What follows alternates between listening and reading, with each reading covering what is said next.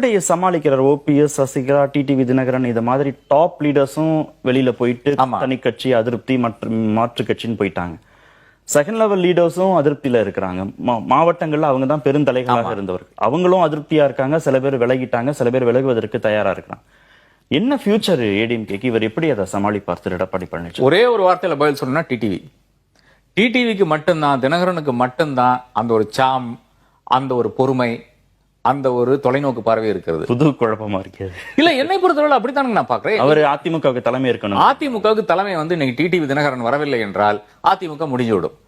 சசிகலானால முடியாது, அந்த அளவுக்கு முடியாது. அவர்கள் ஒண்ணு வயசாயிட்டு விட்டது, ரெண்டாவது வந்து அவர்கள் ஒரு கட்டமைப்பு இருந்தது அவங்களுக்கு. அந்த கட்டமைப்பை வந்து ஒருங்கிணைத்து நன்றாக சென்றார்கள். இவ்வளவுதான் சசிகலானுடைய ரோலா இருக்கும்.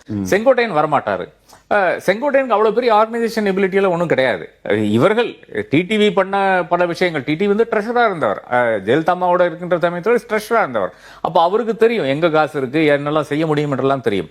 அப்ப டிடிவி என்ற ஒரு நபர் வந்து விட்டால் தான் இனி அடுத்ததாக அதிமுகவுக்கு வாய்ப்பு இருக்கிறதாக நான் காண்கிறேன். அதுவும் பவர் பாலிடிக்ஸ் தானே ரெண்டும்.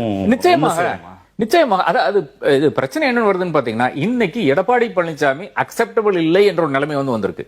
யாரு கிட்ட அக்செப்டபிள் இல்ல? கவர்னர் கிட்டே அக்செப்டபிள் இல்லை என்ற ஒரு நிலைமை வந்துருச்சா இல்லையா? இல்லைன்னா எதுக்கு ஒரு வேலுமணி வெளியே வராரு? அவங்களை சார்ந்த நபர்களை, ஒரு வேலுமணி ஆனாலும் சரி, தங்கமணி ஆனாலும் சரி, இவர்கள் எல்லாம் வந்து இன்னைக்கு அதிருப்தியில் இருக்கிறதுக்கு காரணம் என்ன?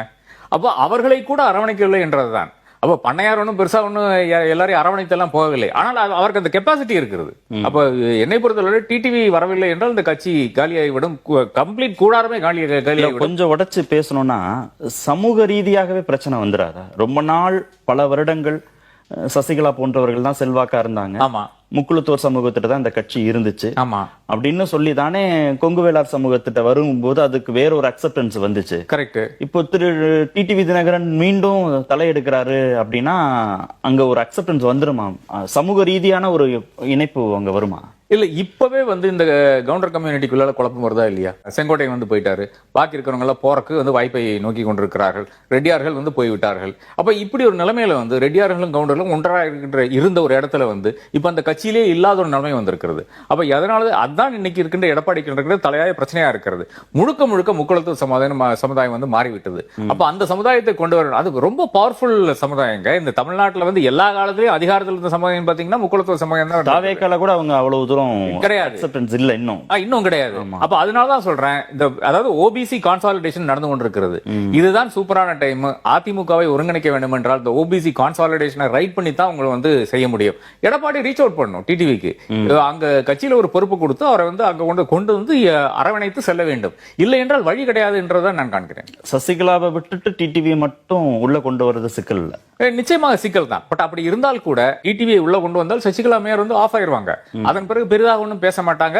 எல்லாருமே ஒன்னா இருக்கிறது தான் எனக்கு மகிழ்ச்சியா இருக்கிறது அப்படின்னு சொல்லிட்டு அவர்கள் வந்து விலகி விடுவார்கள். இல்லை என்றால் ஆட்சிக்கு வந்தவர்கள், இல்லை என்றால் ஏதோ ஒரு இடத்துல 2029 வந்து நன்றாக அதிமுக பெர்ஃபார்ம் பண்ணுச்சுன்னா தாராளமாக ஒரு 3-4 அமைச்சர்கள், இல்லை என்றால் 2 அமைச்சர் கூட மத்தியில் வந்து விட்டார்கள்.